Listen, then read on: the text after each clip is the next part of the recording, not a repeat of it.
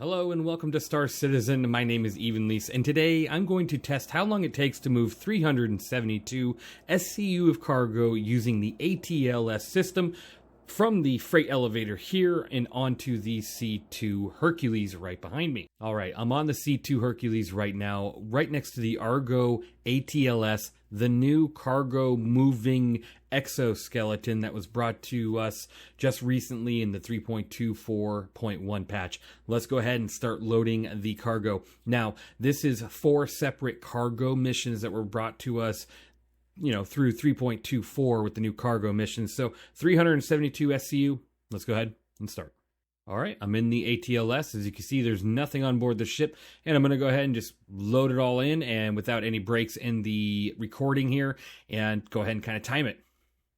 Starting now. Now, while I load cargo, I'd really like to talk Star Citizen with you, and the first thing I want to talk about is the newest starships coming to Star Citizen.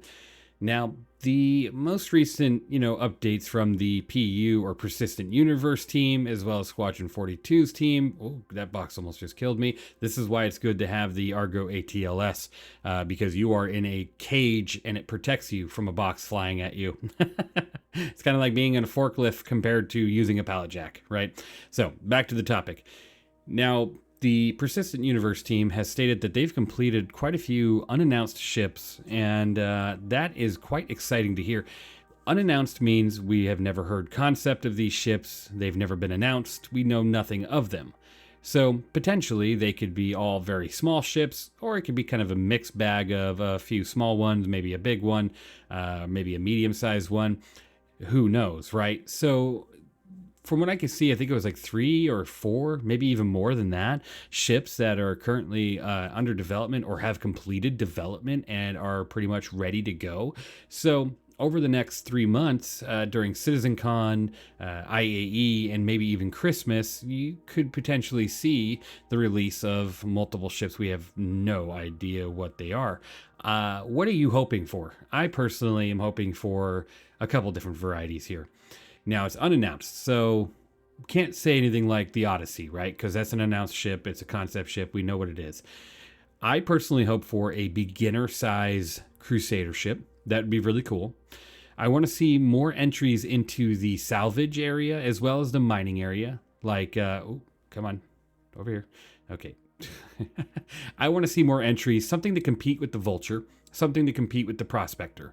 And of course, these competition ships could be better in some ways or worse in others, and I think that would be very healthy for Star Citizen because there's this general consensus that I've seen a lot recently on like Spectrum or Reddit or wherever, that for some reason, like adding the ATLS, they nerfed the regular tractor beams just so they can add something like this. No, they're kind of building their vision, right? Like, you don't, like I brought up earlier, when you're working in like a warehouse environment, you have multiple tools at your disposal, from like a pallet jack to a forklift to other multiple things that will help you, do the day-to-day job. And sometimes it's just based off your skill level that allows you to use this. So like in Star Citizen, not everything is going to require an ATLS. Not everything is going to be capable of being done with a handheld tractor beam. And sometimes you might even need something like an SRV to come in and tractor beam things, with a much bigger tractor beam. So it's nice to have that variety. That is where I kind of feel like we need more variety with our ships.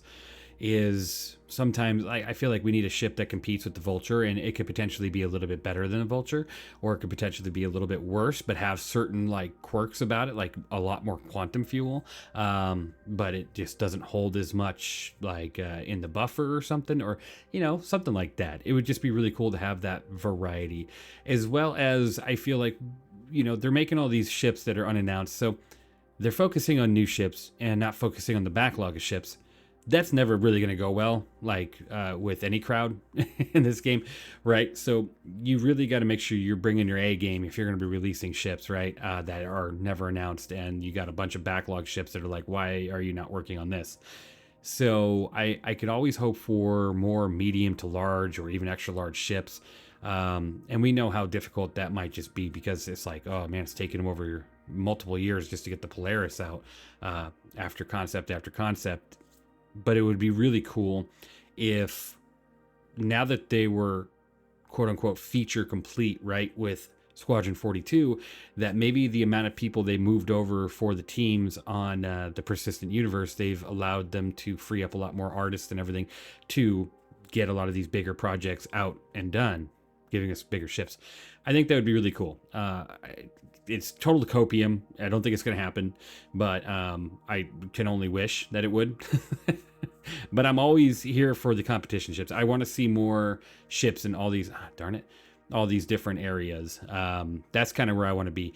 I could care less about more fighters right now. This game's not all about just attacking each other, right?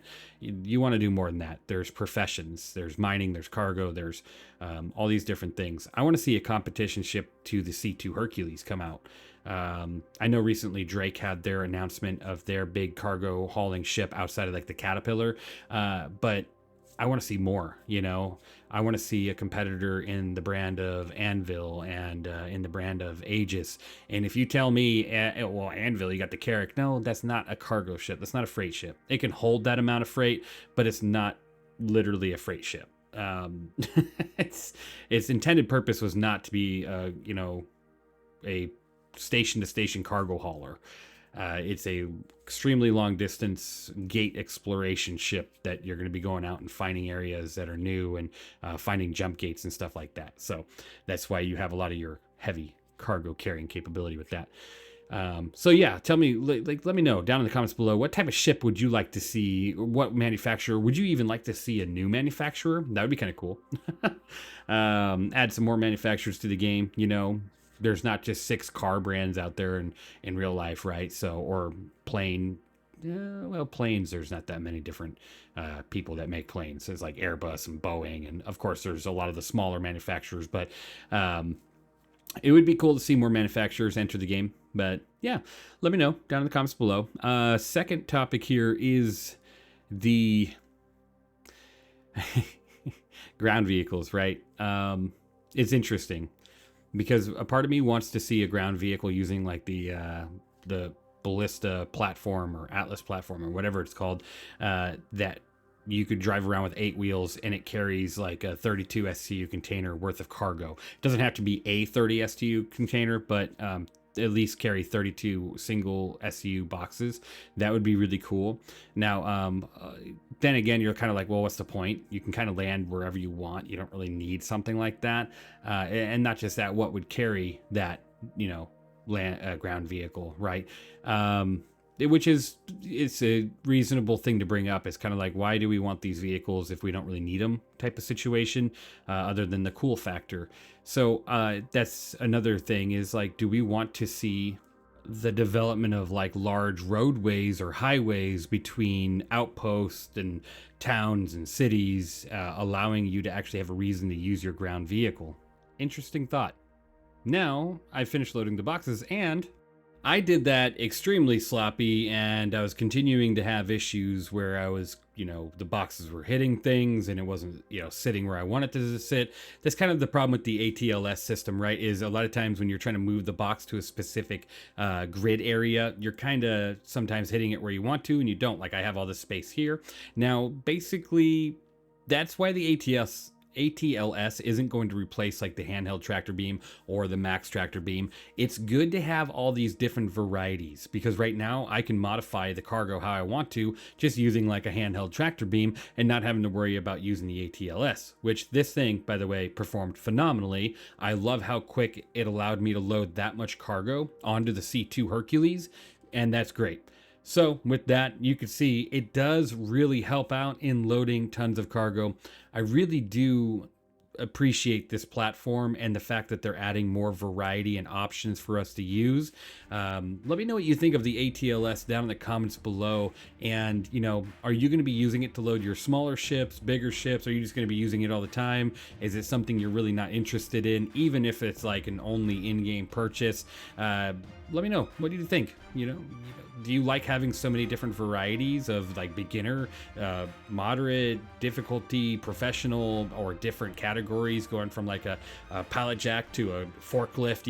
It's like it adds all these different elements. I really enjoy it. Thank you guys for watching. You all are truly amazing. I will see you in the next one.